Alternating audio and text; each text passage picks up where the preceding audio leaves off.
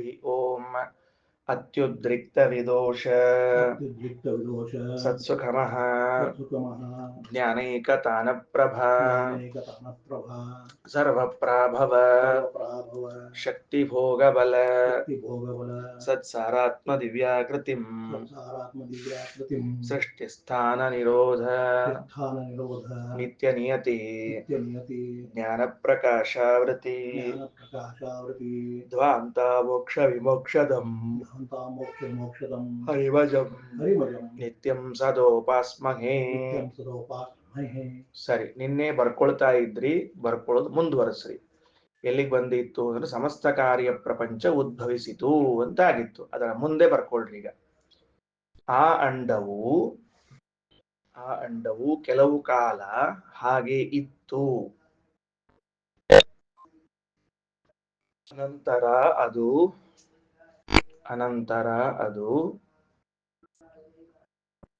ಮೇಲೆ ಕೆಳಗೆ 14 ಲೋಕಗಳಿಗೆ ಅವಕಾಶವಿರುವಂತೆ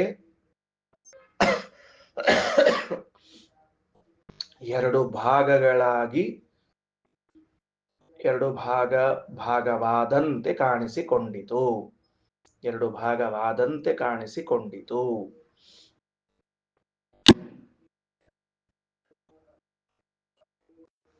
ಆ ಎರಡರಲ್ಲಿ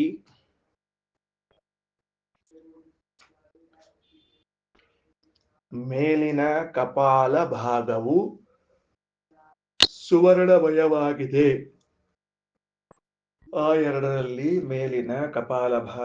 ಸುವರ್ಣಮಯವಾಗಿದೆ.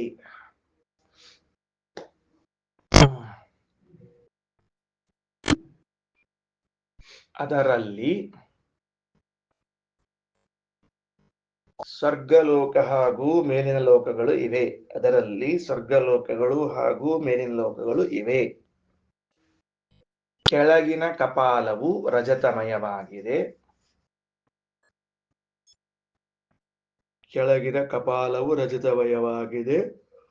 ಅದರಲ್ಲಿ ಭೂಮಿಯಿಂದ ಕೆಳಗಿನ 7 ಲೋಕಗಳು, ಭೂಮಿ ಸಹಿತವಾದ ಕೆಳಗಿನ 7 ಲೋಕಗಳು ಇವೆ. ಅದರಲ್ಲಿ ಭೂಮಿ ಸಹಿತವಾದ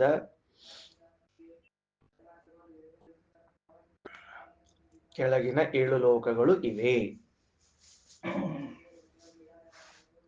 ಸರಿ, ಮುಂದೆ ಈ ಅಂಡದೊಳಗೆ ಸ್ಥೂಲವಾದ ಗರ್ಭಾವರಣವೇ ಪರ್ವತಗಳು.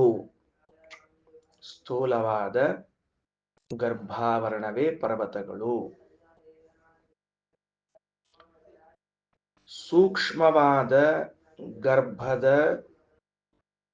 ಹೊದಿಕೆಯೇ ಮೋಡ ಹಾಗೂ ಮಂಜುಗಳು, ನಾಡಿಗಳೇ ನದಿಗಳು, ಬಸ್ತಿಯ ನೀರೇ ಸಮುದ್ರ. ಅನಂತರದಲ್ಲಿ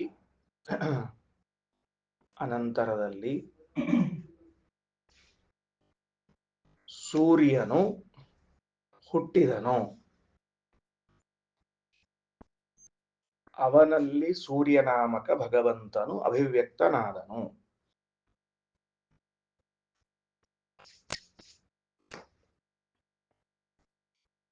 ಆ ಹರಿಯನ್ನು ಉದ್ದೇಶ ಮಾಡಿಕೊಂಡು ಬ್ರಹ್ಮಾದಿ ದೇವತೆಗಳು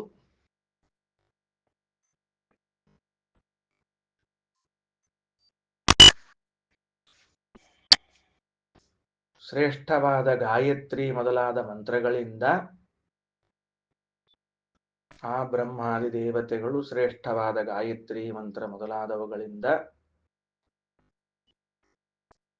ಮತ್ತು ಗಂಧ ಅಕ್ಷತಾದಿ ಮಂಗಳ ದ್ರವ್ಯಗಳಿಂದ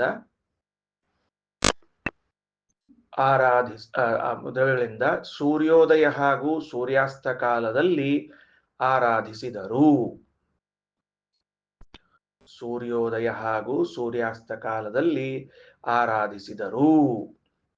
ಹೀಗೆ ನಾವು ಆರಾಧಿಸಬೇಕು.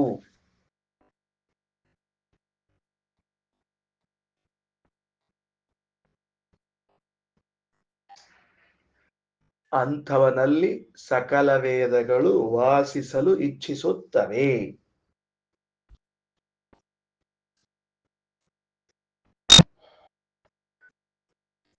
ಹಾಗೂ ಮುಕ್ತಿಯನ್ನು ತಂದು ಕೊಡುತ್ತವೆ. ರೈಟ್, ಮುಗಿದ ಕೆಲಸ. ಈಗ ಇದೊಳಗ ಯಾವ್ಯಾವ ಅಂಶ ಸೇರ್ಕೊಂಡು ಗಾಯತ್ರಿ ಬಗ್ಗೆ ಹೇಳಲಿಕ್ಕೆ ಹೊರಟಿತ್ತು, ಅಂದ್ರೆ ಸಂಧ್ಯಾವಂದನೆ ಬಗ್ಗೆ ಹೇಳಲಿಕ್ಕೆ ಹೊರಟಿತ್ತು. ಸೂರ್ಯೋದಯಕ್ಕೂ ಹಾಗೂ ಸೂರ್ಯಾಸ್ತಕ್ಕೂ ಎರಡೂ ಸಮಯದಲ್ಲಿ ಬ್ರಹ್ಮಾದಿ ದೇವತೆಗಳು ಗಾಯತ್ರಿ ಮೊದಲಾದ ಮಂತ್ರಗಳಿಂದ ಸೂರ್ಯಾಂತರ್ಗತನಾದ ಭಗವಂತನ ಆರಾಧನೆಯನ್ನ ಮಾಡುತ್ತಾರೆ. ಆದ್ದರಿಂದ ನೀವು ಆರಾಧನೆ ಮಾಡಬೇಕು. ಇದನ್ನ ಪುರಾಕಲ್ಪ ಅಥವಾ ಪರಕೃತಿ ಅಂತ ಕರೀತಾರೆ. ಅಂದ್ರೆ ಅರ್ಥವಾದ ಅಂತ ಒಂದಿದೆ ಪುರಾಣದಲ್ಲಿ, ಒಂದು ಸ್ಟೈಲು. ಪುರಾಣಗಳಲ್ಲಿ ಒಂದು ಸ್ಟೈಲ್ ಉಪಯೋಗಿಸ್ಕೊಂಡಾರೆ ವೇದವ್ಯಾಸ ದೇವರು. ಏನು ಪುರಾಣ ಅಂದ್ರೆ ಇದು ವೇದದಲ್ಲೂ ಹೌದು ಪುರಾಣದಲ್ಲೂ ಹೌದು. ಏನು ಅಂತಂದ್ರೆ ಇನ್ನೊಬ್ಬರು ಮಾಡಿದ್ದಾರಾದ್ದರಿಂದ ನೀನು ಮಾಡಬೇಕು, ಹಿಂದಿನವರು ಮಾಡಿದ್ದಾರಾದ್ದರಿಂದ ನೀನು ಮಾಡಬೇಕು ಅಂತ ಎರಡನ್ನು, ಒಂದು ವರ್ತಮಾನ ಕಾಲದಲ್ಲಿ ಇನ್ನೊಬ್ಬರು ಮಾಡಿದ್ದನ್ನ ತೋರಿಸಿ ಮಾಡ್ಲಿಕ್ಕೆ ಹೇಳುವುದು, ಮತ್ತೊಂದು ಭೂತಕಾಲದಲ್ಲಿ ಹಿರಿಯರು ಮಾಡಿದ್ದನ್ನ ತೋರಿಸಿ ಹೇಳುವಂತಹದ್ದು ಅಂತಿದೆ. ಇದಕ್ಕೆ ಪುರಾಕಲ್ಪ. ಬ್ರಹ್ಮಾದಿ ದೇವತೆಗಳು ನಿತ್ಯ ಸೂರ್ಯೋದಯ ಹಾಗೂ ಸೂರ್ಯಾಸ್ತಗಳಲ್ಲಿ ಸೂರ್ಯಾಂತರ್ಗತನಾದ ಭಗವಂತನ ಆರಾಧನೆಯನ್ನ ಮಾಡ್ತಾರೆ ಅಂತಾದ ಮೇಲೆ ನೀವೆಲ್ಲ ಮನುಷ್ಯರು ಮಾಡಬೇಕು ಅಂತೇನು ಹೇಳಬೇಕು, ಮಾಡಲೇಬೇಕು ಅಂತ ಪುರಾಕಲ್ಪ. ಸರಿ, ಮಾಡುವುದರಿಂದ ಫಲವೇನು ಅಂತ ಕೇಳಿದ್ರೆ ಎಲ್ಲ ವೇದಗಳು ಅವನಲ್ಲಿ ವಾಸ ಮಾಡಲಿಕ್ಕೆ ಇಷ್ಟಪಡ್ತವೆ. ಎಷ್ಟು ಸಂತೋಷದ ಸುದ್ದಿ! ಸಂಧ್ಯಾವಂದನೆಯನ್ನು ಮಾಡುವುದರಿಂದ ಸಕಲ ವೇದಾಭಿಮಾನಿ ದೇವತೆಗಳು, ಸಕಲ ವೇದಗಳು ನಮ್ಮಲ್ಲಿ ಇರಬೇಕು. ಇಲ್ಲಪ್ಪ ಸಂಧ್ಯಾವಂದನೆ ಮಾಡ್ತಾನ, ಅವನಲ್ಲಿ ನಾವು ಹೋಗೋಣ ಅಂತ ಅಪೇಕ್ಷೆ ಪಡ್ತಾರಂತ. ಒಂದು ಪುರಾಣ ವಾಕ್ಯ ಅದ, ಸಂಧ್ಯಾಹೀನ ಅಶುಚಿರ್ ನಿತ್ಯಂ ಸರ್ವಕರ್ಮಸು ಬಹಿಷ್ಕೃತ. ಯಾರು ಸಂಧ್ಯಾವಂದನೆ ಮಾಡಿಲ್ಲ ಅವ ಅಶುಚಿ. ಅಶುಚಿನ ಏನ್ ಗೊತ್ತೇನ್ರಿ? ಮೈಲ್ಗೆ, ಅವ ಶುದ್ಧ ಮೈಲ್ಗಿ. ಅವ ಮೈಲ್ಗಿ ಅವನ್ ಹೆಂಗೆ ಎಲ್ಲೂ ಕೆಲಸಕ್ಕೆ ತಗೊಳಿಕ್ ಬರೋದಿಲ್ಲ, ಹಂಗ ಸಂಧ್ಯಾವಂದನೆ ಬಿಟ್ಟವನನ್ನ ನಾವು ಯಾವುದೂ ಕರ್ಮಕ್ಕೂ ತಗೊಳಿಕ್ ಬರೋದಿಲ್ಲ. ಅದಕ್ಕೆ ಸಂಧ್ಯಾವಂದನೆ ಮಾಡಿ ಎಲ್ಲಾ ಕರ್ಮಗಳಿಗೆ ಬರಬೇಕು ಅಂತ ಇಟ್ಕೋತೀರೋ, ಅಥವಾ ಬಿಟ್ಟು ಸುರಕ್ಷಿತ ಮನೆಯಾಗಿರೋಣ ಅಂತಂತೀರೋ ಅಂತ ದೇವ ಬಿಟ್ಟದ್ದು ಅಂತ ಶಾಸ್ತ್ರ ಹೇಳ್ತದ ನಮಗೆ. ಗೊತ್ತಾಯ್ತಾ? ಸಂಧ್ಯಾಹೀನ ಅಶುಚಿರ್ ನಿತ್ಯಂ ಸರ್ವಕರ್ಮಸು ಬಹಿಷ್ಕೃತಃ. ಅವನನ್ನ ಅದರಿಂದ ಸಂಧ್ಯಾವಂದನೆ ಇದು ಅತ್ಯಂತ ಅವಶ್ಯಕ, ಮಾಡ್ರಿ ಅಂತ ತಿಳಿಸಿಕೊಟ್ರು. ಸರಿ, ಇನ್ನ ಸೂರ್ಯನಲ್ಲಿ ನೋಡ್ರಿ, ಕೃಷ್ಣ ಏಕಾದಶ ಸ್ಕಂದದಲ್ಲಿ ಉದ್ಧವನಿಗೆ ಉಪದೇಶ ಮಾಡುವಾಗ ಎಲ್ಲಿ ನಿನ್ನ ಪೂಜೆಯನ್ನ ಮಾಡಬೇಕು ಅಂತ ಕೇಳಿದ್ರೆ ಅನೇಕ ಪ್ರತಿಮೆಗಳನ್ನು ಹೇಳ್ತಾ ಸೂರ್ಯೋ ಅಗ್ನಿ ಬ್ರಾಹ್ಮಣ ಮರುತ್ ಖಂ ಜಲಂ ಅಂತ ಹೇಳ್ತಾ ಬರ್ತಾನೆ. ಸೂರ್ಯನಲ್ಲಿ ನನ್ನ ಮೊದಲು ಆರಾಧನೆ ಮಾಡ್ರಿ. ಸೂರ್ಯೇತು ತ್ರಯೀಯ ವಿದ್ಯಾ. ಸೂರ್ಯನಲ್ಲಿ ಗಾಯತ್ರಿ ಮಂತ್ರದಿಂದ ಆರಾಧನೆ ಮಾಡು ಅಂತ ಕೃಷ್ಣ ಹೇಳಿಕೊಟ್ಟಿದ್ದಾನೆ. ಅದು ಛಾಂದೋಗ್ಯದ ಮಾತನ್ನೇ ಕೃಷ್ಣ ಅಲ್ಲಿ ತಿಳಿಸಿಕೊಟ್ಟದ್ದು. ಆಯ್ತಾ? ಮತ್ತೊಂದು ಏನು ಅಂದ್ರೆ ಸೂರ್ಯನಲ್ಲಿ ಅಂತ ಯಾಕೆ ಅನ್ಬೇಕು ಅಂತ ಕೇಳಿದ್ರೆ ಇಡೀ ಬ್ರಹ್ಮಾಂಡಕ್ಕೆ ಸೂರ್ಯ ಕೇಂದ್ರ ಬಿಂದು. ಅವನನ್ನ ಇಟ್ಟುಕೊಂಡೇ ಗ್ರಹಗಳೆಲ್ಲ ತಿರುಗೋದು, ಮತ್ತೊಂದು ಮುಗಿದೊಂದೆಲ್ಲ ಆಗ್ತಿರ್ತಾವ. ಅಂದ ಮೇಲೆ ಸೂರ್ಯ ಗ್ರಹಗಳ ಎಲ್ಲದಕ್ಕೂ ಕೇಂದ್ರ ಆದದರಿಂದ ಸೂರ್ಯಾಂತರ್ಗತನಾಗಿ ಭಗವಂತನಿದ್ದು ಸ್ವೀಕಾರ ಮಾಡ್ತಾನೆ. ಇಷ್ಟು ಮುಗಿತು. ಇನ್ನು ಮುಂದ 4ನೇ ಅಧ್ಯಾಯದಲ್ಲಿ 3 ಕಥಾಭಾಗ ಬರ್ಕೊಳ್ರಿ. ಅಧ್ಯಾಯ 4 ಡೇಟ್ ಹಾಕೊಳ್ರಿ, ಅಧ್ಯಾಯ 4 ಅಂತ ಹಾಕೊಳ್ರಿ, 3 ಅಂಶಗಳು ಅಂತ ಹಾಕೊಳ್ರಿ. ಒಂದು ನಂಬರ್ 1 ಜಾನುಶ್ರುತಿ ಪೌತ್ರಾಯಣ ರೈಕ್ವ ವರ್ಸಸ್ ರೈಕ್ವ ಅಂತ ಬರ್ಕೊಳ್ರಿ, ನಿಮ್ಗೆ ಅರ್ಥ ಆಗ್ತಲ್ಲ. ಜಾನುಶ್ರುತಿ ಪೌತ್ರಾಯಣ ಬಾರ್ ಹಾಕೊಂಡು ರೈಕ್ವ ಅಂತ ಬರ್ಕೊಳ್ರಿ. ಬಾರ್ ಹಾಕೊಂಡು ರೈಕ್ವ ಅಂತ ಬರ್ಕೊಳ್ರಿ. ಒಂದು ಕಥೆ. ನಂಬರ್ 2 ಸತ್ಯಕಾಮ ಜಾಬಾಲಿ ಬಾರ್ ಗೌತಮ.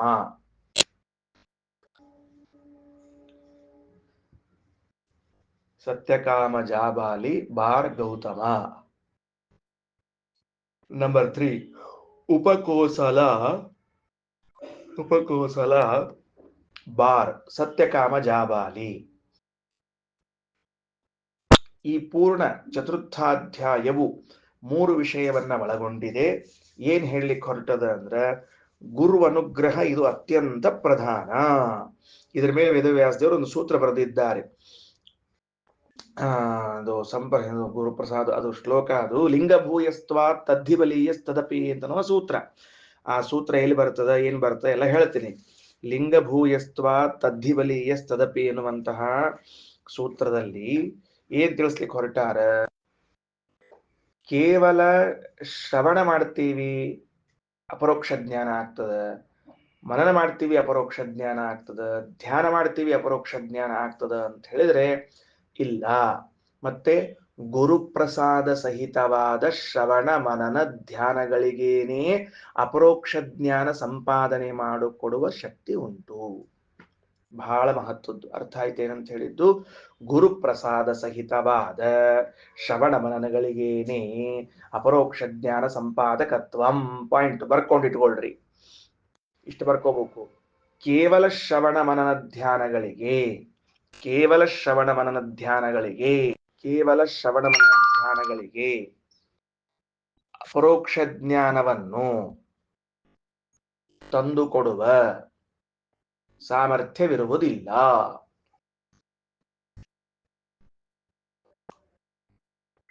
ಮುಂದಿಂದು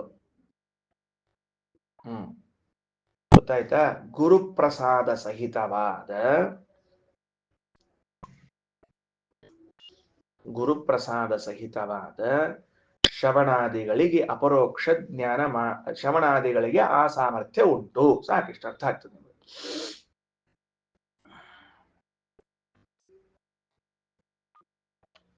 ಸರಿ ಆಯ್ತಾ? ಆದ್ರೆ ಹಂಗಾದ್ರೆ ಈಗ ನಾವೇನ್ ತಿಳ್ಕೊಂಡ್ವಿ, ಗುರುಪ್ರಸಾದ ಬಹಳ ಮುಖ್ಯ ಅಂತ ತಿಳ್ಕೊಂಡ್ವಿ. ಗುರುಗಳ ಯಾವಾಗ ಮತ್ ಪ್ರಸಾದ ಕೊಡ್ತೀರಿ ಅಂತ ಕೇಳ್ಬೇಡ್ರಿ. ಏನ್ರಿ ಗುಡಿಯವರ ಗುರುಪ್ರಸಾದ ಮುಖ್ಯ ಅಂತಂದ್ರೆ ಯಾವಾಗ ಪ್ರಸಾದ ಮಾಡಿ ನಮಗ್ ಕೊಡ್ತೀರಿ? ಶಿರಾ, ಬಾಳೆಹಣ್ಣು, ತುಪ್ಪ, ಸಕ್ಕರೆ ಹಾಕಿ ಸತ್ಯನಾರಾಯಣ ಪ್ರಸಾದ ಇದ್ದಂಗ ಗುರುಪ್ರಸಾದ ಅಂತ ಒಂದು ಹೊಸಾದ. ಈಗ ಏನು ತಿಳಿತಿಲ್ಲ? ಮತ್ತೆ ಗುರುಪ್ರಸಾದ ಸತ್ಯನಾರಾಯಣ ಪ್ರಸಾದ ಇದ್ದಂಗ ಗುರುಪ್ರಸಾದ. 1 ಕಿಲೋ ಗುರುಪ್ರಸಾದ ಆಗ್ಲಿ ಅಂತ ತರಬೇಡ್ರಿ. ಅದಕ್ಕೆ ಗುರುಪ್ರಸಾದ ಇದು ಏನು? ಗುರುಪ್ರಸಾದ ಅಂದ್ರೆ ಏನು? ಗುರುಗಳು ಪ್ರಸನ್ನರಾಗಬೇಕಾದ್ರೆ ಏನ್ ಮಾಡಬೇಕು ಅಂತಂದ್ರೆ 2. 1 ಅವರ ಸೇವೆಯನ್ನ ಮಾಡಬೇಕು. 2 ಅಧ್ಯಯನ ಮುಗಿಸಿಕೊಂಡು ಹೋಗುವಾಗ ಗುರುದಕ್ಷಿಣೆಯನ್ನ ಕೊಡಬೇಕು. 2 ಹೇಳಿದ್ದಾರೆ. ಇಲ್ಲೇ ಬರ್ತದೆ ಈ ಛಾಂದೋಗ್ಯ ಉಪನಿಷತ್ನಲ್ಲಿ ಹೇಳುವಾಗ ಹೇಳುತ್ತಾರೆ. ತೈತ್ರಿಯ ಉಪನಿಷತ್ನಲ್ಲಿ ಹೇಳುವಾಗ ಆ ಮಾತು ಬಂದಿತ್ತು. ಆಚಾರ್ಯಾಯ ಪ್ರಿಯಂ ಧನಮಾಹೃತ್ಯ ಪ್ರಜಾತಂತಂ ಮಾ ವ್ಯವಚ್ಛೇತ್ಸಿ. ಆಚಾರ್ಯಾಯ ಪ್ರಿಯಂ ಧನಂ ಆಹೃತ್ಯ, ಆಚಾರ್ಯರಿಗೆ ಕೊಡಬೇಕಾದ ಗುರುದಕ್ಷಿಣೆಯನ್ನ ಕೊಟ್ಟು 1. 2ನೇದ್ದು ಗುರು ಸೇವೆಯನ್ನ ಮಾಡಿ. ಹೆಂಗ್ ಮಾಡ್ಬೇಕು ಗುರುಗಳ ಸೇವೆಯನ್ನ? ತ್ರಿಕರಣಗಳಿಂದ ಗುರು ಸೇವಾ ಮಾಡಬೇಕೇ ಹೊರತಾಗಿ ಮನಸ್ಸಿಲ್ಲಾರ್ದ ಮಾಡ್ಬೇಕಲ್ಲಪ್ಪ ಅಂತ ಹೇಳಿ ಅಷ್ಟು ಪ್ರೀತಿಯಿಂದ ಮಾಡಬೇಡ್ರಿ, ಅಷ್ಟು ಪ್ರೀತಿಯಿಂದ ಮಾಡಬೇಡ್ರಿ ಅಂತ ಶಾಸ್ತ್ರ. ತ್ರಿಕರಣ ಯಾಕಂದ್ರೆ ಒಂದು ಮಾಡುವುದಕ್ಕೆ 3 ಕರಣಗಳು ಬೇಕಲ್ಲ, ಟೂಲ್ಸ್, ಇನ್ಸ್ಟ್ರೂಮೆಂಟ್ಸ್. ಯಾವ್ದವು 3 ಟೂಲ್ಸು ಅಂದ್ರೆ ತ್ರಿಕರಣಗಳು: ಮಾತು, ಮನಸ್ಸು ಮತ್ತು ದೇಹ. ಈ 3 ಕರಣಗಳಿಂದ, ತ್ರಿಕರಣಗಳಿಂದ ಗುರು ಸೇವೆ ಮಾಡುವುದಕ್ಕೆ ಅದೇ ಪ್ರಸಾದಕ್ಕೆ ಕಾರಣ. ತಾದೃಶ ಪ್ರಸಾದದಿಂದ ಸಹಿತವಾದ ಶ್ರವಣ ಮನನಾದಿಗಳೇ ಭಗವದ್ ಅಪರೋಕ್ಷಕ್ಕೆ ಕಾರಣವಾಗ್ತದೆ. ಈ ವಿಷಯವನ್ನು ಇಲ್ಲಿ ಹೇಳಿಕೊಳ್ತಾರೆ. ಇಷ್ಟು ತಿಳ್ಕೊಂಡ್ಬಿಡ್ರಿ. ಸರಿ, ದೇಹ ಸರಿ. ಮುಂದೆ ಬರ್ರಿ, ಏನಂತಾರ ಮಂತ್ರ ನೋಡ್ಕೊಳ್ರಿ. ಜಾನಶ್ರುತಿ ಪೌತ್ರಾಯಣ, ಜಾನಶ್ರುತಿರ್ ಪೌತ್ರಾಯಣ ಅಂತದ. ಅವು ಸಣ್ಣ ಸಣ್ಣ ನಡುವಿನಷ್ಟು ಬಿಟ್ಟಿರ್ತೀನಿ, ಮತ್ತೆ ಓದ್ಕೋ ಅಂತೀರಿ ನೀವು. ಜಾನಶ್ರುತಿರ್ ಕೆಲವು ಕಡೆಗದ, ಕೆಲವು ಕಡೆಗದ ಪಾಠ. ಜಾನಶ್ರುತಿರ್ ಪೌತ್ರಾಯಣ ಶ್ರದ್ಧಾದೇಯ ಬಹುದಾಯಿ ಬಹುವಾಕ್ಯ ಆಸ ಸಹ ಸರ್ವತಃ ಆವಸಥಾನ್ ಮಾಪಯಾಂಚಕ್ರೆ ಸರ್ವತಃ ಏವಮೇ ಅತ್ಸ್ಯಂತಿ ಇತಿ. ಬಹಳ ಚಂದದ ಈ ವಾಕ್ಯ. ಇದನ್ನ ಯಾರು ಅರ್ಥ ಮಾಡ್ಕೋತಾರ? ಬಹಳ ಮಹತ್ವದ್ದು. ಜನುಶ್ರುತ ಅಂತ ಒಬ್ಬ ರಾಜ. ಆ ಜನುಶ್ರುತನ ಮಗನಾದದ್ದರಿಂದ ಇವನಿಗೆ ಜಾನುಶ್ರುತಿ ಅಂತ ಕರೀತಾ ಇದ್ದಾರ. ಪುತ್ರಾಯಣ ಅಂತ ಒಂದು ಗೋತ್ರ. ಆ ಪುತ್ರಾಯಣ ಗೋತ್ರದಲ್ಲಿ ಹುಟ್ಟೋದ್ರಿಂದ ಪೌತ್ರಾಯಣ ಅಂತ ಕರೀತಾ ಇದ್ದಾರೆ.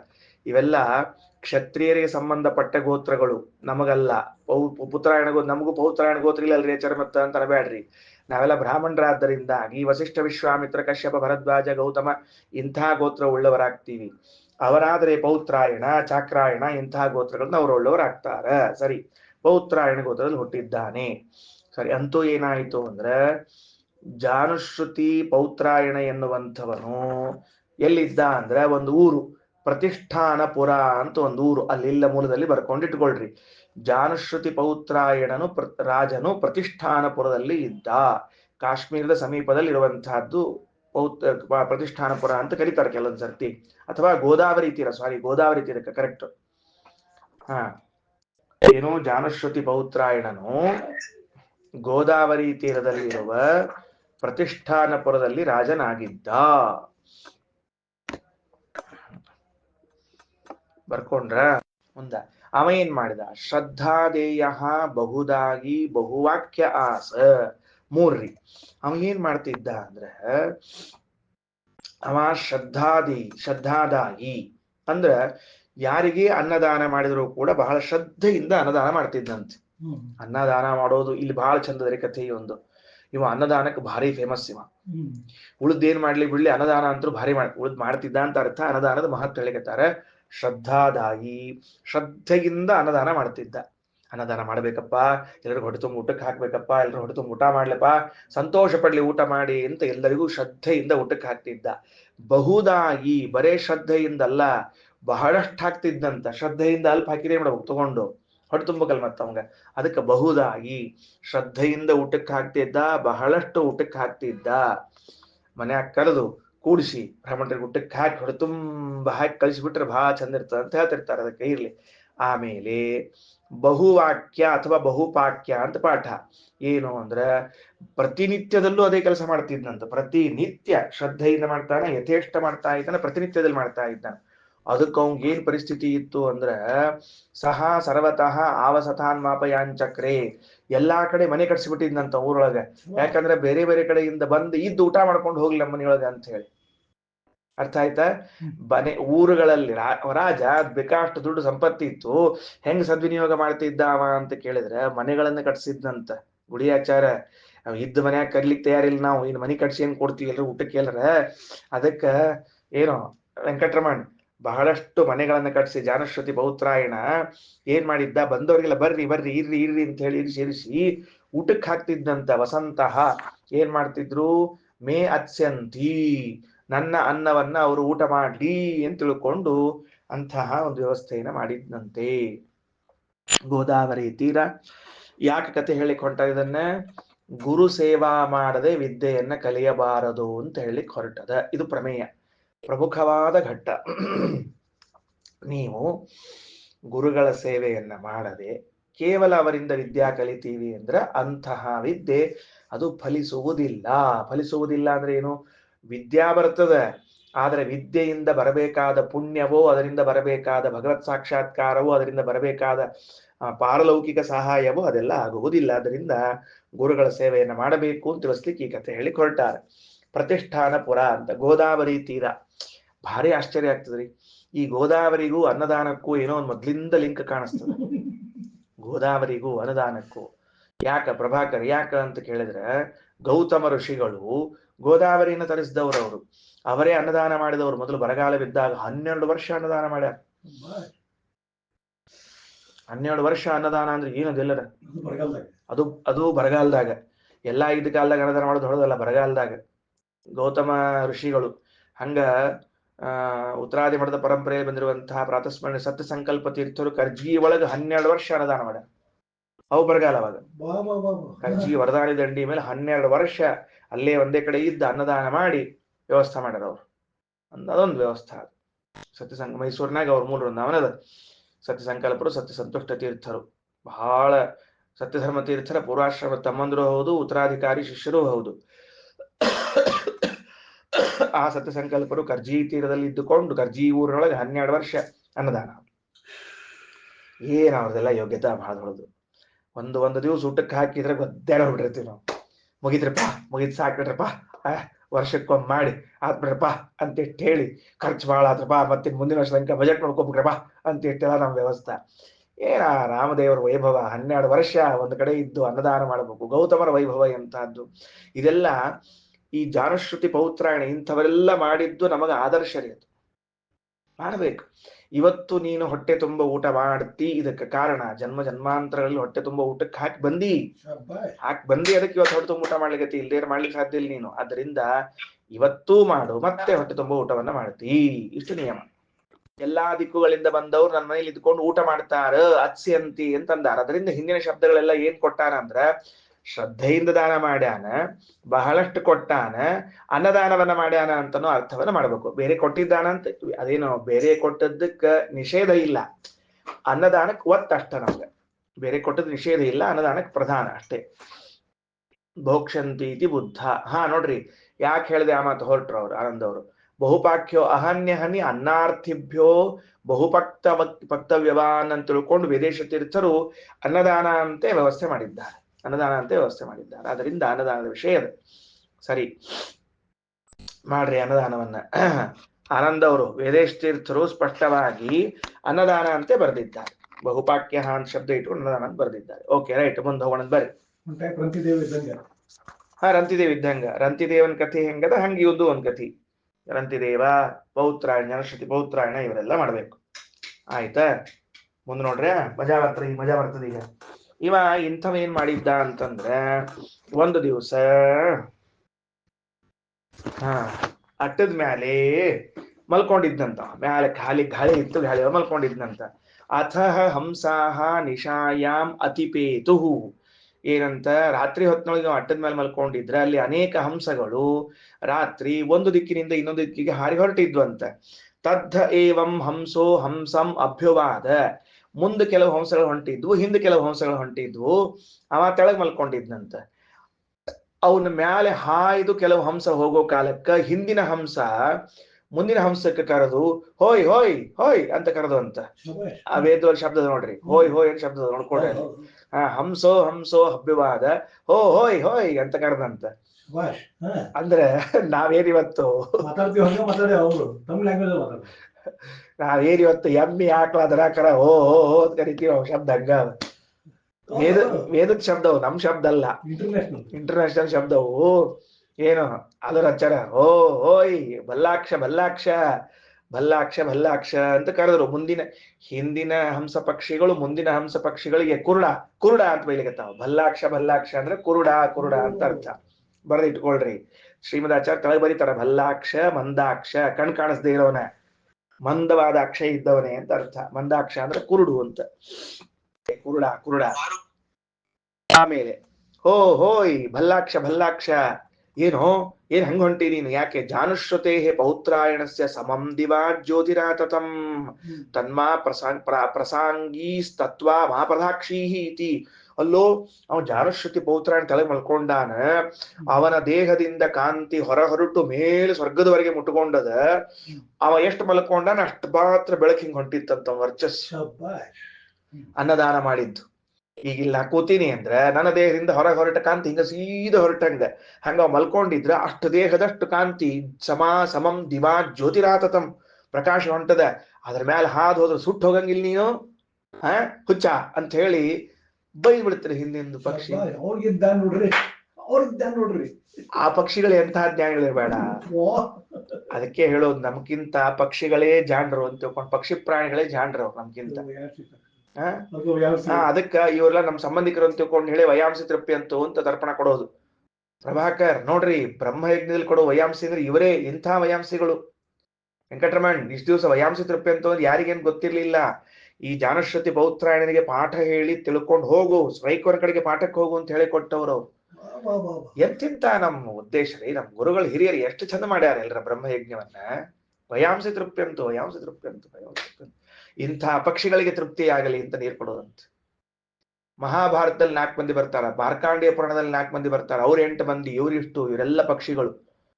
ಎಲ್ಲರಿಗೂ ತೃಪ್ತಿ ಆಗಲಿ ಅಂತ ನೀರು ಕೊಡೋದು ನಿತ್ಯದಲ್ಲಿ. ಗುರುಸ್ಥಾನೀಯರವ್ರು ನಮಗ. ನಾನು ಅನೇಕ ಸರ್ತಿ ಹೇಳ್ತಿರ್ತೀನಿ, ನಮಗಿಂತಲೂ ಸೂಕ್ಷ್ಮಗ್ರಾಹಿಗಳು ಯಾವುದು ಅಂದ್ರೆ ಪ್ರಾಣಿ ಪಕ್ಷಿಗಳು. ಯಾಕಂದ್ರ ನಮ್ಮಷ್ಟ ತಲ್ಯಾಗ ಕಸ ತುಂಬ್ಕೊಂಡ್ರಂಗಿಲ್ರಿ ಅವು. ನಮ್ಮಷ್ಟು ಕಸ ಇರಂಗಿಲ್ಲ ಅವಕ್ಕ. ಮನಸ್ಸು ಸ್ವಚ್ಛ ಇರ್ತಾ, ಅದರಿಂದ ತಕ್ಷಣಕ್ಕೆ ರಿಸೀವ್ ಆಗ್ತದೆ. ಈ ಸಣ್ಣ ಹುಡುಗರಿಗೆ ಹೆಂಗ್ ಮನಸ್ಸು ಲಘು ಗ್ರಹಣ ಆಗ್ತದೆ ನೋಡ್ರಿ, ಹಂಗಿದ್ದಂಗ ಅದು. ನಾವು ಕಸ ಕಟ್ಟಿ ತೆಗೆದ್ರ ಲಘು ಗ್ರಹಣ ಮಾಡ್ಲಿಕ್ಕೆ ಬರ್ತದ. ಆಚಾರ ಬಹಳ ಶ್ರಮ ತಗೋಬೇಡ್ರಿ. ಈಗಾಗಲೇ ಅನಂತ ಜನ್ಮದ ಕಸಗಳನ್ನು ತುಂಬಿಕೊಂಡು ಬಂದ್ ಆಗಿದೆ ಮುಂದ. ಅದಕ್ಕೆ ಇನ್ನೂ ಅನೇಕ ಜನ್ಮದಲ್ಲಿ ತುಂಬ್ಕೊಳ್ಳೋದು ಅದ. ನಾಲ್ಕನೇ ಅಧ್ಯಾಯ ಪ್ರಾರಂಭ ಆಗ್ಯದ. ಜಾನುಶ್ರುತಿರಿಹಿ ಬಹುತ್ರಾಯಣ ಶ್ರದ್ಧಾ ದೇಯೋ ಬಹುದಾಯಿ ಬಹುಪಾಕ್ಯ ಆಸ. ಬಹುವಾಕ್ಯವೊಂದು ಬಹುಪಾಕ್ಯವೊಂದು ಎರಡು ಪಾಠದ, ಅದನ್ನು ಬರ್ಕೊಂಡು ಇಟ್ಕೊಳ್ರಿ. ಸಹ ಸರ್ವತಃ ಆವಸಥಾನ್ ಅಪಯಾಂಚಕ್ರೆ ಸರ್ವತ ಏವ ಮೇ ಅತ್ಯಂತೀತಿ ಅಥಃ ಹಂಸಾಹ ನಿಶಾಯಂ ಅತಿಪೇತುಸ್ತದ್ದೈವಂ ಹಂಸೋ ಹಂಸ ಅಭ್ಯುವಾದ ಹೋ ಹೋಯ್ ಭಲ್ಲಾಕ್ಷ ಭಲ್ಲಾಕ್ಷ ಜಾನುಶ್ರುತೆ ಬಹುತ್ರಾಯಣ ಸಂ ದಿವಾ ಜ್ಯೋತಿರಾತತಂ ತನ್ಮಾ ಪ್ರಸಾಂಗೀಹಿ ತತ್ವಾಮ ಪ್ರಧಾಕ್ಷೀಹಿ ಇತಿ ಭಲ್ಲಾಕ್ಷ ಮಂದಾಕ್ಷ. ಪ್ರತಿಷ್ಠಾನಪುರ, ಗೋದಾವರಿ ತೀರ. ಗೋದಾವರಿ ತೀರದಲ್ಲಿ ಪ್ರತಿಷ್ಠಾನಪುರ, ಇವತ್ತಿನ ಪೈಠಣ್ ಎನ್ನುವಂತಹ ಮಹಾರಾಷ್ಟ್ರದ ಭಾಗದಲ್ಲಿ ಜಾನುಶ್ರುತಿ ಪೌತ್ರಾಯಣ ಎಂಬ ರಾಜನಿದ್ದ. ಅವನು ತನ್ನ ಊರುಗಳಲ್ಲಿ ಅನೇಕ ಮನೆಗಳನ್ನು ಕಟ್ಟಿಸಿದ್ದಂತೆ ಅತಿಥಿಗಳ ಸತ್ಕಾರಕ್ಕಾಗಿ. ಹೊರ ಊರಿನಿಂದ ಬರುವ, ಹೊರದೇಶಗಳಿಂದ ಬರುವ ಜನರಿಗೆ ಮನೆಯಲ್ಲಿ ವಾಸ ಮಾಡಲಿಕ್ಕೆ ಬಿಡ್ತಿದ್ದಾನೆ. ಬಂದವರೆಲ್ಲರಿಗೂ ಕೂಡ ಅನೇಕ ರೀತಿಯ ದಾನವನ್ನ ಮಾಡ್ತಾ, ವಿಶೇಷವಾಗಿ ಬಹುಪಾಕ್ಯ ಬಹು ಅನ್ನವನ್ನ ಬೇಯಿಸಿ ಬೇಯಿಸಿ ದಾನವನ್ನ ಮಾಡ್ತಾ ಇದ್ದಾನೆ. ಅವನಿಗೆ ಏನು ಸಂತೋಷ ಅಂದ್ರೆ, ನಮ್ಮೂರಿಗೆ ಎಷ್ಟು ಜನ ಆದ್ರೂ ಬರ್ಲಿ, ಎಷ್ಟು ಜನ ಆದ್ರೂ ಊಟ ಮಾಡ್ಲಿ, ಎಷ್ಟು ಜನ ಆದ್ರೂ ಬರ್ಲಿ, ಎಷ್ಟು ಜನ ಊಟ ಮಾಡ್ಲಿ ಅಂತ ಅಷ್ಟು ಅನ್ನದಾನದ ಬಗ್ಗೆ ಶ್ರದ್ಧೆಯಿಂದ ಇದ್ದವನು. ಅಂಥವನು ಒಂದು ದಿವಸ ತನ್ನ ಮನೆಯ ಅರಮನೆಯ ಅಟ್ಟದ ಮೇಲೆ ಮಲಗಿದಾಗ ಅವನ ದೇಹದ ಕಾಂತಿ ಸ್ವರ್ಗಲೋಕದವರೆಗೂ ಮುಟ್ಟಿರುವಂತಹ ಸಂದರ್ಭ. ಅನೇಕ ಹಂಸಗಳು ಒಂದು ದಿಕ್ಕಿನಿಂದ ಇನ್ನೊಂದು ದಿಕ್ಕಕ್ಕೆ ಹೋಗುವಾಗ, ಹಾರಿ ಹೋಗುವಾಗ ಇವನ ಅಟ್ಟದ ಮೇಲೆ ಹಾರಿ ಹೋಗುವ ಪ್ರಸಂಗ ಬಂತು. ಹಾರುತ್ತಿರುವಾಗ ಮುಂದೆ ಹೋದ ಹಂಸಗಳನ್ನ ಕುರಿತು ಹಿಂದಿನ ಹಂಸಗಳು, ಓಯ್ ಓಯ್ ಕುರುಡ ಕುರುಡ, ಎಲ್ಲಿ ಹೋಗ್ತಿದ್ದಿ ನೀನು? ನೋಡು, ಕೆಳಗಡೆಗೆ ಜಾನುಶ್ರುತಿ ಪೌತ್ರಾಯಣಂತಹ ಮಹಾತ್ಮ ಮಲಗಿದ್ದಾನೆ, ಅವನ ದೇಹದ ಕಾಂತಿ ಸ್ವರ್ಗದ ಬಾಗಿಲನ್ನು ತಟ್ತಾ ಇದೆ, ಸುಟ್ಟುಕೊಂಡಿದ್ದೀಯ ಎಲ್ಲಾದರೂ ಅಂತ ಹೇಳಿದರೆ, ಮುಂದೆ ಅದರ ಮೇಲೆ ಹಾಯ್ದು ಹೋಗುವ ಹಂಸ ಹಿಂದೆ ತಿರುಗಿ, ಅಯ್ಯ ಇವನ್ಯಾವ ದೊಡ್ಡ ಮನುಷ್ಯ ಅಂತ ಬಿಡ್ಬೇಕೆ. ಛೇ ಛೇ ಛೇ ಛೇ ಛೇ ಛೇ, ಇವನಿಯಂತ ದೊಡ್ಡ ಮನುಷ್ಯಪ್ಪ, ಆ ರೈಕ್ವನ ಮುಂದೆ ಇವನ್ಯಾವ ದೊಡ್ಡ ಮನುಷ್ಯ ಅಂದ ಬಿಟ್ಟ. ತಮುಹ ಪರಃ ಪ್ರತ್ಯುವಾಚ, ಆ ಹಂಸವನ್ನ ಕುರಿತು ಇನ್ನೊಂದು ಹಂಸ ಹೇಳಿತು. ಕಮ್ಮು ಅರೆ ಏನಂ ಏತತ್ ಸಂತಂ ಸಯುಗ್ವಾನಂ ರೈಕ್ವಂ ಇವ ಆತ್ಥ ಇತಿ ಯೋನು ಕಥಂ ಸಯುಗ್ವಾ ರೈಕ್ವ ಇತಿ. ತಮ್ ಉ ಹ ಪರಹ ಪ್ರತ್ಯುವಾಚ, ಆ ಹಂಸವನ್ನು ಕುರಿತು ಇನ್ನೊಂದು ಹಂಸ ಹೇಳಿತು. ಅಯ್ಯ ಅವ ಯಾವ ದೊಡ್ಡ ಮನುಷ್ಯ ಅಂತ ಹೇಳಿಗತಿಯೋ. ಕಂ ಉ ಅರೆ, ಕಂ ಉ ಅರೆ ಏನಂ ಏತತ್ ಸಂತಂ, ಹಿಂಗಿದ್ದವನನ್ನ ಏನ್ ಹೇಳ್ತೀನಿ ನೀನು? ಯಾಕ? ಕೀದೃಕ್ ಪ್ರಭಾವಂ, ಯಾರವ ಯಾರವ ಎಂಥವನ್ ಹೇಳ್ತಾ ಇದ್ದಿ ನೀನು? ನೋಡು, ಸಯುಗ್ವಾನಂ ರೈಕ್ವಮಿವ, ಚಕಡಿ ಕೆಳಗ ಕೂತಿರುವಂತ ರೈಕ್ವನಿಗೆ ಎಷ್ಟು ಗೌರವ ಕೊಡ್ತಾ ಇದ್ದೀಯಲ್ಲ, ಅಷ್ಟು ಇವನಿಗೆ ಯಾಕೆ ಗೌರವ ಕೊಡ್ಲಿಕತ್ತಿ ನೀನು ಅಂತ ಕೇಳ್ತಿರೋದು ಪಾಪ. ಆ ರೈಕ್ವ ಚಕಡಿ ಕೆಳಗೆ ಕೂತಿದ್ನಂತ, ಮೈ ತುಂಬ ಕಜ್ಜಿ ಆಗಿದ್ದು ರೀ ಅವನಿಗೆ. ನೆನಪಿಟ್ಟುಕೊಳ್ರೆ, ಮೈ ತುಂಬ ಕಜ್ಜಿ, ಖರ ಪರ ಖರ ಪರ ತೋರಿಸ್ಕೋತಿದ್ದ. ಚಕಡಿ ಬುಡಕ್ ಕೂತಿದ್ದ, ಅವನ್ ಚಕಡಿ ಬುಡಕ್ ಅವನ್ ಮನಿ ರೀ ಅವಂದು. ಎಲ್ಲಿದ್ದ? ಕಾಶ್ಮೀರದೊಳಗ ಊರ್ ಹೊರಗೆ ಬಾಗ್ಲದ ಮುಂದೊಂದು ಚಕಡಿ ನಿಂತಿತ್ತು, ಆ ಚಕಡಿ ಬುಡಕ್ ಕೂತಿದ್ರಿ ಅವನು. ಎಂಥ ಜ್ಞಾನಿ ಅಂತಂದ್ರೆ, ಎಂಥ ಜ್ಞಾನಿ ಅಂದ್ರೆ ಸಂವರ್ಗ ವಿದ್ಯಾ ಅಂತ ಬರ್ತದೆ ಮುಂದೆ. ವಾಯುದೇವರ ಮಹಿಮೆಯನ್ನು ಹೇಳುವಂತಹ ಸಂವರ್ಗ ವಿದ್ಯಾ, ಸಂವರ್ಗ ವಿದ್ಯೆಯನ್ನು ಆತ್ಮಸಾತ್ ಮಾಡಿಕೊಂಡಿರುವಂತಹ ಪಂಡಿತ. ಅವನ ಪುಣ್ಯ ಎಂತಹದ್ದು, ಅವನ ಕಾರ್ಯಕ್ರಮ ಎಂತಹದ್ದು ಅಂತ ಮುಂದೆ ಹೇಳೋರಿದ್ದಾರೆ, ತಗೊಳ್ರಿ. ತಮುಹ ಉವಾಚ ತಮುಹ ಪರಃ ಪ್ರವಾಚ, ಹಿಂಗ್ ಒಂದು ಹಂಸ ಹೇಳಿದಾಗ ಪರಹ ಹಂಸಃ, ಇನ್ನೊಂದು ಹಂಸವು ತಮೇವಂ ಬ್ರುವಾಣ ಹಂಸಂ ಪ್ರತ್ಯುವಾಚ. ಅರೇ ಹಂಸ, ಅಲ್ಲೋ ಹಂಸ, ಏತತ್ ಸಂತ, ಈ ಅಟ್ಟದ ಮೇಲೆ ಮಲ್ಕೊಂಡವನನ್ನ ಏನಂ ಪೌತ್ರಾಯಣನಂ ಕಂ ಕೀದೃಕ್ ಪ್ರಭಾವಂ, ಏನ್ ಇವಂದೇನ್ ದೊಡ್ಡ ಮಹಿಮಾ ಅದ. ಸಯುಗ್ವಾನಂ ಶಕಟ ಯುಗಾಶ್ರಿತಂ, ಚಕಡಿ ಬಂಡಿ ಚಕಡಿ ಕೆಳಗ್ ಕೂತಿರುವಂಥವನು, ರೈಕ್ವಮಿವ ರೈಕ್ವನಂತ ಹೇಳ್ತಿದ್ದೀ. ಅದಕ್ಕ ಆ ಹಂಸಕ್ಕೆ ಆಶ್ಚರ್ಯ ಆತ್ರಿ. ಹಿಂದಿನ ಹಂಸಕ್ಕ, ನೀ ಎಷ್ಟು ಶಾಣೆ ಇದ್ದೀಯೋ ನಮ್ಮಪ್ಪ ಅಂತದು. ನಮ್ಮಪ್ಪ ನೀ ಎಷ್ಟು ಶಾಣೆ ಇದ್ದೀಯೋಪ್ಪ, ಯಾಕ ನಿನಗೆಲ್ಲಾರ ಜ್ಞಾನದ ಅಲ್ಲ. ಯಾವ ರೈಕ್ವ, ಯಾವ ರಂತಿದೇವ, ಯಾವ ಜಾನುಶ್ರುತಿ ಪೌತ್ರಾಯಣ, ಎಲ್ಲೆಲ್ಲಿದ್ದಾರ ಅವ್ರು ಯಾರಿಗ್ ಗೊತ್ತು. ನಾವು ಇರೋ ಇಷ್ಟ ಮನೆಯೊಳಗ ಕೂತಿರೋ ಎರಡು ಕಲ್ಲಿನ ಮೇಲೆ ಕೂತಿರ್ತೀವಿ, ಹಿಂಗೆರಡು ಕಲ್ಲಿನ ಮೇಲೆ ಕೂತಿರ್ತೀವಿ. ಹೆಂಗ್ ಹರಿಯಾಡ್ತಿರ್ತೀವಿ ಅಂದ್ರೆ ಜಗದ್ಗುರುಗಳು ಅನ್ನೋಂಗ್ ಹರಿಯಾಡ್ತಿರ್ತೀವಿ ನಾವು. ಎಲ್ಲಾ ಗೊತ್ತು ನಮಗ, ಸರ್ವಜ್ಞರು, ನಮ್ಮನ್ ಬಿಟ್ರೆ ಇನ್ಯಾರಿದ್ದಾರೆ ಜಗತ್ತಿನೊಳಗ ಅನ್ನೋಂಗ್ ಆಡ್ತಿರ್ತೀವಿ ನಾವೆಲ್ಲ. ಒಂದು ಹಂಸ ಪಕ್ಷಿಗೆ ಗೊತ್ತಿರುವಷ್ಟು ತಿಳುವಳಿಕೆಯೂ ನಮಗೆ ಇಲ್ಲ ಅಂದ್ಮೇಲೆ ನಾವು ಹಂಸ ಅಲ್ಲ, ಕಾಗೆ ಆಗ್ಲಿಕ್ಕೂ ಲಾಯ್ಕಿಲ್ಲ.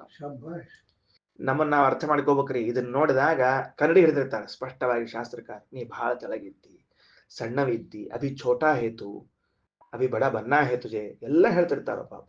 ನಾವ್ ಇದನ್ನ ಓದಿ ಪಂಡಿತರು ಅಂತ ಹೇಳ್ಕೊತ ಹೋಗ್ಬಿಡ್ತೀವಿ ಅಷ್ಟೇ ಕೆಲಸ. ಮಹಾ ಅಬದ್ಧಕಾರಿ, ಮಾಡಬಾರ್ದ ಕೆಲಸ. ಏನು ಅವ ಅದಕ್ಕೆ ಕೇಳ್ತದ, ಯೋನು ಕಥಂ ಸಯುಗ್ವ ರೈಕ್ವ ಐತಿ. ಹೇ, ಆ ರೈಕ್ವನಷ್ಟು ಗೌರವ ಕೊಡ್ಲಿಕತಿ ಅಂತೀಯಲ್ಲ, ಆ ರೈಕ್ವ ಯಾರವ, ಎಂಥ ಪ್ರಭಾವ ಅವನ್ ಹೇಳಿ ನೋಣಂತ. ರೈಕ್ವ ಯಾರು, ಅವನ ಪ್ರಭಾವ ಏನು ಅಂತ ನನಗೆ ಹೇಳಿ ನೋಣಂತ ಅಂತ ಕೇಳಿದ ಕೂಡ್ಲೆ ಇದು ಹೇಳಿಕ್ ಶುರು ಮಾಡ್ತೀರಿ.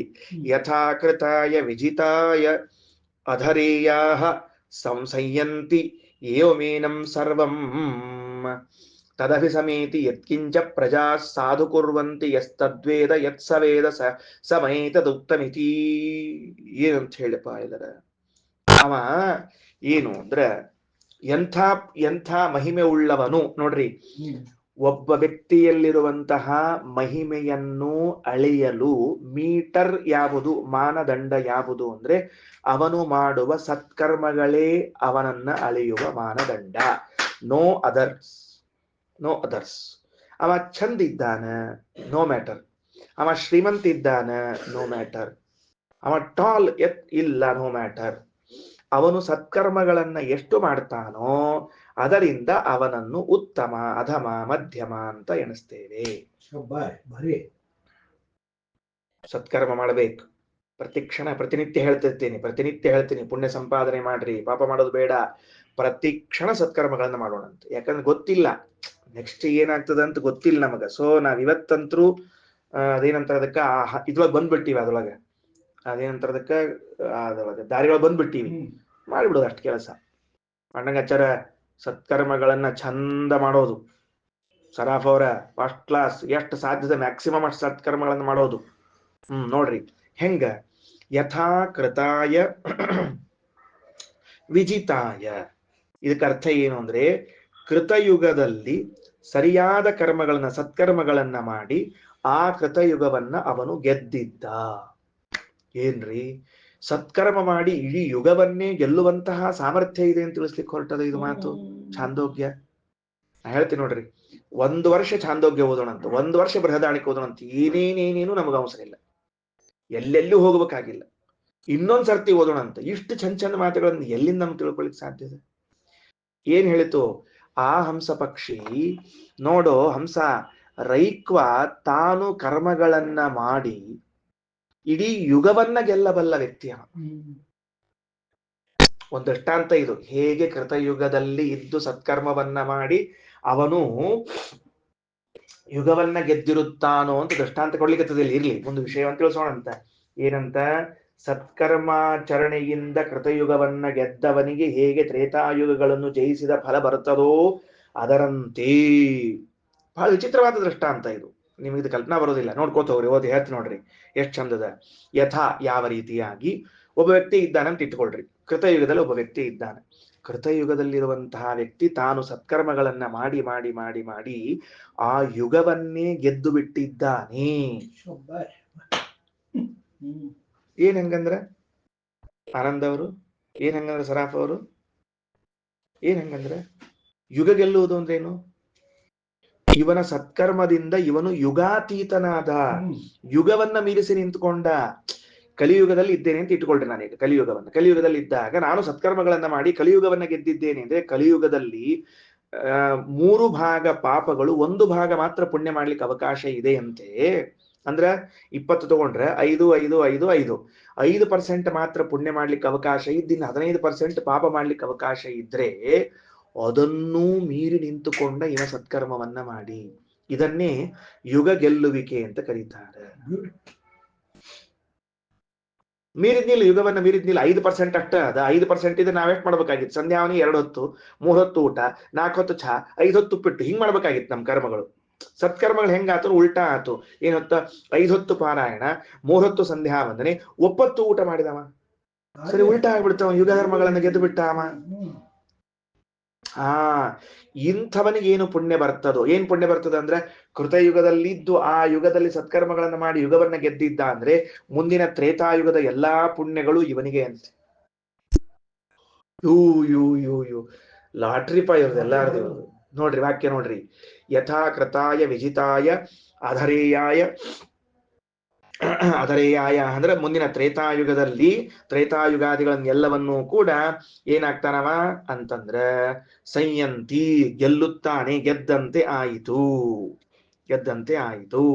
ಏವಂ ಸಂಯಂತಿ ಏವಂ ಇದೇ ರೀತಿಯಾಗಿ ಅಂದ್ರೆ ಒಬ್ಬನು ಈಗ ಕೃತಯುಗ ಎಂಬುದನ್ನು ದೃಷ್ಟಾಂತ ಕೊಟ್ಟಿದ್ದಾರದ್ರಿಂದ ಕೃತಯುಗವೆಂಬ ಯುಗದಲ್ಲಿ ಇದ್ದು ಸತ್ಕರ್ಮಾಚರಣೆಯನ್ನ ಮಾಡಿ ಆ ಯುಗವನ್ನ ಪೂರ್ಣ ತನ್ನ ವಶದಲ್ಲಿ ಮಾಡಿಕೊಂಡಿದ್ದಾದರೆ ಕೃತಯುಗದಲ್ಲಿ ನಮಗಷ್ಟು ಕಲ್ಪನಾ ಬರೋದಿಲ್ರಿ ಏನ್ ಹೇಳಿಕೊಂಟಾರ ಅಂತ ಕಲ್ಪನಾ ಬರೋದಿಲ್ಲ ಹಿಂಗ್ ಇಟ್ಕೋಣಂತ ಕಲಿಯುಗದಲ್ಲಿದ್ದು ಕಲಿಯುಗದಲ್ಲಿ ಸತ್ಕರ್ಮಾಚರಣೆಯನ್ನ ಮಾಡಿ ಕಲಿಯನ್ನೇ ತನ್ನ ವಶದಲ್ಲಿ ಇಟ್ಕೊಂಡಾನ ಪ್ರಭಾವ ಬೀರ್ಲಿಕ್ಕೆ ಬಿಡವಲ್ಲಗೇನ್ ಕಲಿಗವ ಕಾಯ್ಲಿಕ್ಕೆ ತಾನ ಕಲಿ ಯಾವಾಗಾರ ಇವನ್ ತಲೆಯಾಗ ಹೊಕ್ಕಿ ಇವ್ನ ತಲೆ ಕೆಡಿಸಿ ಇವ್ನ ಸನ್ಯಾನ ದೇವ್ರ ಪೂಜೆ ಬಿಡಿಸ್ತೀನಿ ಅಂತ ಕಾಯ್ಲಿಕ್ಕೆ ತಾನವ ಒಂದು ಚೂರ್ ಹಾದಿ ಕೊಟ್ಟಿಲ್ಲ ಈಗ ಅರ್ಥ ಆಗ್ತದೆ ಯುಗ ಅಂತೇನಂತ ಹೇಳಿ ಏನ್ರಿ ತಿಳಿತಿಲ್ರಿ ವಡಿಕಳಾಚಾರ ಆಚಾರ ಆಗ್ರಿ ಇನ್ನ ಮಾಮ ಬೇಡ ಇನ್ನ ಅದಕ್ಕ ಆನಂದ ಆಚಾರ ಗೊತ್ತಾತಿಲ್ಲ ಮಹಿಮಾ ಅಂತ ಹೇಳಿ ವಡಿಕಳಾಚಾರದ ಅದಕ್ಕ ನಾವು ಆ ಯುಗದಲ್ಲಿ ಇದ್ದು ಕರ್ಮ ಈಗ ದ್ವಾಪರ ಅಂತದ ದ್ವಾಪರ ಅಂದ್ರೆ ಏನು 50-50 10 ಪುಣ್ಯ 10 ಪಾಪ ಇಂಥ 10 ಪುಣ್ಯ 10 ಪಾಪದ ಕಾಲದಲ್ಲಿ ಇದ್ದು ನಾನು ಸಾಧನೆಯನ್ನ ಮಾಡಿಕೊಂಡದ್ದಾದರೆ ಆ ಯುಗವನ್ನ ಮೀರಿದ್ದಾದರೆ ಅಂದ್ರೆ 10 ಪುಣ್ಯ ಪಾಪಕ್ಕೆ ಅವಕಾಶವೇ ಇಲ್ಲ ಅಂತ ಮಾಡಿಬಿಟ್ಟರೆ ಮುಂದಿನ ಎಲ್ಲಾ ಯುಗಗಳ ಕರ್ಮಗಳನ್ನು ಗೆದ್ದು ಬಿಟ್ಟೆ ಮಾಡಿ ಗೆದ್ದಂತೆ ನಾನು ಏವಂ ಈ ರೀತಿಯಾಗಿ ಏನಂ ಸರ್ವಂ ತದಭಿ ಸಮೇತಿ ಈ ರೈಕ್ವರನ್ನ ಕುರಿತು ಎಲ್ಲಾ ಪುಣ್ಯಗಳು ಹರ್ಕೊಂಡು ಬರ್ತಾವ ಏನು ಯತ್ಕಿಂಚ ಪ್ರಜಾಹ ಸಾಧು ಕುರುವಂತಿ ಪ್ರಜೆಗಳು ರೈಕ್ವ ಇರುವ ಕಾಲದಲ್ಲಿ ಯಾವ್ಯಾವ ಪ್ರಜೆಗಳು ಏನೇನು ಸತ್ಕರ್ಮಗಳನ್ನ ಮಾಡ್ತಾ ಇದ್ರು ಆ ಪುಣ್ಯ ಎಲ್ಲವೂ ಕೂಡ ಇವನಿಗೆ ಯೋಗ್ಯವಾದದ್ದು ಇವನ ಕಡೆಗೆ ಬರ್ತಿತ್ತು ಅದೇಂಗ್ರಿ ನಾ ಈಗ ಆ ಯುಗದಾಗಿದ್ದೀನಿ ರೈಕ್ವ ಇದ್ದ ಕಾಲದಲ್ಲಿ ನಾ ಇದ್ದೀನಿ ನಾನು ಸಂಧ್ಯಾವಂದನೆ ಮಾಡಿದೆ ಈ ಪುಣ್ಯ ರೈಕ್ವನಿಗೆ ಹೋಗ್ತಿತ್ತಂತ ಈ ಪುಣ್ಯ ಇನ್ನೊಬ್ಬ ಅದು ಅವಂಗ ಹೋಗ್ತಿರ್ತಾನೆ ಯಾಕ ಅಂತ ಕೇಳಿದ್ರೆ ಅವನು ತಿಳಿದಿರುವಂತಹ ಸಂವರ್ಗ ವಿದ್ಯೆಯ ಮಹಿಮ ಅಂತಹದ್ದು ವಾಯು ಮಹಿಮಾ ಅಂತಹದ್ದು ಸಂವರ್ಗ ವಿದ್ಯೆಯ ಮಹಿಮಾ ಅಂತಹದ್ದು ಇದೆಲ್ಲ ಆಧ್ಯಾತ್ಮಿಕವಾದ ಆಳದ ಮಾತುಗಳು ಸುಮ್ಮನೆ ಸರಳಕ್ಕೆ ತಿಳಿಯುವುದಿಲ್ಲ ನೋಡಿಕೊಳ್ಳ್ರಿ ಯತ್ಕಿಂಚ ಪ್ರಜಾಹ ಸಾಧು ಕುರುವಂತಿ ಯಸ್ತದ್ವೇದ ಯತ್ ಸವೇದ ಸಮಯ ತದುಕ್ತೈತಿ ನೋಡು ಇವನೇ ಆ ರೈಕ್ವ ಯಾರು ಅಂದ್ರೆ ಇವನೇ ಆ ರೈಕ್ವ ಅಂತ ತಿಳಿದುಕೋ ಕಲ್ಪನೆ ಬಂತ ಈ ಪ್ರಶ್ನೆಗೆ ಉತ್ತರ ಏನ್ ಪ್ರಶ್ನೆ ಮುಗೀತು ಪಾಠ ಮುಗೀತು ಸತ್ಕರ್ಮಾಚರಣೆಯಿಂದ ಕೃತಯುಗವನ್ನ ಗೆದ್ದವನಿಗೆ ಹೇಗೆ ತ್ರೇತಾದಿ ಯುಗಗಳನ್ನ ಜಯಿಸಿದ ಫಲ ಬರ್ತದೋ ಅದರಂತೆ ಪ್ರಜೆಗಳು ಮಾಡಿದ ಎಲ್ಲ ಸತ್ಕರ್ಮಗಳ ಫಲವೂ ರೈಕ್ವನಿಗೆ ಬರ್ತದ ಯಾರು ಏನೇನ್ ತಿಳಿದಿದ್ದಾರೋ ಅದೆಲ್ಲವನ್ನು ರೈಕ್ವ ತಿಳಿದಿದ್ದಾನೆ ನಾನು ಹೇಳಿದ ರೈಕ್ವ ಇಂಥ ಪ್ರಭಾವವುಳ್ಳವನು ಅಂತ ತಿಳ್ಕೊಂಡು ಹಂಸ ಪಕ್ಷಿ ಮೊದಲನೆಯದ್ದು ಎರಡನೇದವನಿಗೆ ಹೇಳಿತು ಹಂಗಾದ್ರೆ ನಾ ಮಾಡಿದ್ದ ಕರ್ಮಗಳು ಇವನಿಗೆ ಹೆಂಗ್ ಫಲ ಕೊಡ್ತದ ಅಂತ ಪ್ರಶ್ನೆ ಬರ್ತದಿಲ್ಲೋ ಅದಕ್ಕೆ ಉತ್ತರವನ್ನ ತಿಳ್ಕೊಳ್ಳೋಣಂತ ಎಷ್ಟ್ ಚಂದ ಬರೀತಾರ ವೇದೇಶ್ ತೀರ್ಥರು ಅದ್ಭುತವಾದ ಮಾತು ಬರೀತಾರೆ ಅಲ್ರಿ ಅದ್ ಹೆಂಗ್ರಿ ನಾ ಮಾಡಿದ ಪುಣ್ಯ ಎಲ್ಲ ಅವ್ರಿಗೆ ಹೋಗ್ತದ ಅಂತ ಕೇಳಿದ್ರೆ ನಾನು ಮಡಿಯ ದೇವ್ರ ಪೂಜಾ ಕೂತ್ಕೊಂಡಿದ್ದೆ ಅಂತ ಇಟ್ಕೊಳ್ರಿ ಕೂತಿದ್ದೆ ನೀವು ನನ್ನ ಜೊತೆ ಯಾತ್ರಾಕ್ ಬಂದಿದ್ರಿ ಮರ್ತ್ ದೇವ್ರ ಪೆಟ್ಟಿಗೆ ನಾ ಒಳಗೆ ಚೀಲ್ದಾಗ ಇಟ್ಟೀನಿ ನಂದೆಲ್ಲ ಪಶ್ಪಾಳ ಎಲ್ಲ ಅಲ್ಲೇ ಉಳ್ಕೊಂಡ್ಬಿಟ್ಟ ನಾ ಕರೆದೆ ನಿಮ್ಮನ್ನ ಒಂಚೂರು ಕೊಡ್ರಪ್ಪ ಪುಣ್ಯ ಬರ್ತದ ನಿಮಗ ಅಂತಂದೆ ಅಂತಿನೋ ಇಲ್ಲಿ ಹೇಳ್ರಿ ನೋಡಂತ ನಾನು ಕೊಡ್ರಪ್ಪ ಪುಣ್ಯ ಬರ್ತದ ಅಂತ ನೀವೇನ್ ಮಾಡಿದ್ರಿ ದೇವ್ರ ಪೆಟ್ಟಿಗೆ ಮತ್ತೊಂದು ಮೂತಂದ್ರೆ ತಂದಿಟ್ರಿ ಅದಕ್ಕೆ ನಾ ಏನಂದೆ ದೇವ್ರ ಪೂಜಾ ಮಾಡಿದ ಪುಣ್ಯ ಬರ್ತ ನಿಮಗ ಅಂತಂದೆ ನಾನು ಅನ್ಯೋ ಇಲ್ಲೋ ನೀವೇನು ಪೂಜಾ ಮಾಡ್ರಿ ಮಾಡಿಲ್ಲ ಪೂಜಾ ಮಾಡಿದವ ಯಾರು ನಾನು ಹಂಗಾದ್ರೆ ನಾನು ಮಾಡುವ ಕರ್ಮಗಳಿಗೆ ಸಹಾಯ ಮಾಡಿದ್ದಕ್ಕೆ ನಿಮಗೆ ಪುಣ್ಯ ಬರುವುದಾದರೆ ವೇದೇಶ ತೀರ್ಥ ಶ್ರೀಪಾದರಂತಾರೆ ಏನ್ ಬರದಾರ ಆ ಮಹಾಮುನಿ ಸಂವರ್ಗ ವಿದ್ಯೆಯನ್ನು ಕಲ್ತಿರುವಂತಹ ಮಹಾಮುನಿ ಯಾವ ರಾಷ್ಟ್ರದಲ್ಲಿ ವಾಸ ಮಾಡ್ತಾ ಇದ್ದಾನೋ ಅಲ್ಲಿದ್ದ ಪ್ರಜೆಗಳು ನಿರ್ವಿಘ್ನವಾಗಿ ಸತ್ಕರ್ಮಗಳನ್ನ ಮಾಡ್ಲಿಕ್ಕೆ ಅವಕಾಶ ಉಂಟು ಎಲ್ಲಾ ಪ್ರಜೆಗಳು ನಿರ್ವಿಘ್ನವಾಗಿ ಕರ್ಮ ಮಾಡಿದ್ ಯಾರಿಂದ ಅಂದ್ರೆ ಇವನ ವಾಸದಿಂದಾಗಿ ಅಂತ ಬರೀತಾರೆ ಏನ ಆ ತಾಕತ್ರಿ ಇದೆಲ್ಲಾದ್ರು ವೇದೇಶ ತೀರ್ಥ ವಾಕ್ಯ ಓದ್ತಿ ನೋಡ್ರಿ ಸರ್ವ ವಿಘ್ನ ನಿವಾರಕೆ ಮಹಾಮುನೌ ತಸ್ಮಿನ್ ರಾಷ್ಟ್ರೇ ವಸತಿ ಸತಿ ಸರ್ವಾಭಿ ಪ್ರಜಾಭಿ ನಿರ್ವಿಘ್ನೇನ ಸಾಧುಕರ್ಮಕರಣೇನ ಪ್ರಾಧಾನ್ಯ ತತ್ಫಲಂ ಭವತಿ ಅದ್ಭುತವಾದ ಮಾತು ಗೋಲ್ಡನ್ ವರ್ಡ್ಸ್ ಸರ್ವ ವಿಘ್ನ ನಿವಾರಕನಾಗಿರುವಂತಹ ಈ ಮಹಾಮುನಿ ಯಾವ ರಾಷ್ಟ್ರದಲ್ಲಿ ವಾಸ ಮಾಡುತ್ತಾನೋ ಆ ರಾಷ್ಟ್ರದಲ್ಲಿರುವ ಪ್ರಜೆಗಳು ಏನೇನು ಸತ್ಕರ್ಮಗಳನ್ನ ಮಾಡುತ್ತಾರೋ ಆ ಎಲ್ಲ ಸತ್ಕರ್ಮಗಳ ಫಲ ಪ್ರಧಾನವಾಗಿ ಹೋಗಬೇಕಾದದ್ದು ಅವನಿಗೆ ವಿಘ್ನಗಳೇ ಇಲ್ಲಲ್ಲ ಸತ್ಕರ್ಮಗಳ ಮಾಡ್ಲಿಕ್ಕೆ ಅವನಿಗೆ ಆರಾಮಿದ್ಬಿಟ್ಟಾರ ಅವರು ಸತ್ಕರ್ಮ ಮಾಡ್ಕೊಂಡು ಅದಕ್ಕೆ ಈಗ ಹೇಳಿತ್ತು ಅವ್ರೇನ್ ಮಾಡಿದ್ರು ಇವ್ ಪುಣ್ಯ ಬರ್ತದ ಅಂತ ತಿಳ್ಕೊಂಡು ಹೇಳಿತ್ತು ನೋಡು ಇಂಥ ರೈಕ್ವನ ಬಗ್ಗೆ ಹೇಳ್ತಿದ್ದೀನಿ ಅವನ್ ಮುಂದೆ ಇವ ಎಲ್ಲಿ ಅಂತ ಕೇಳ್ಬಿಡ್ತು ಶ್ರೀಕೃಷ್ಣ ಅರ್ಪಣಮಸ್ತು.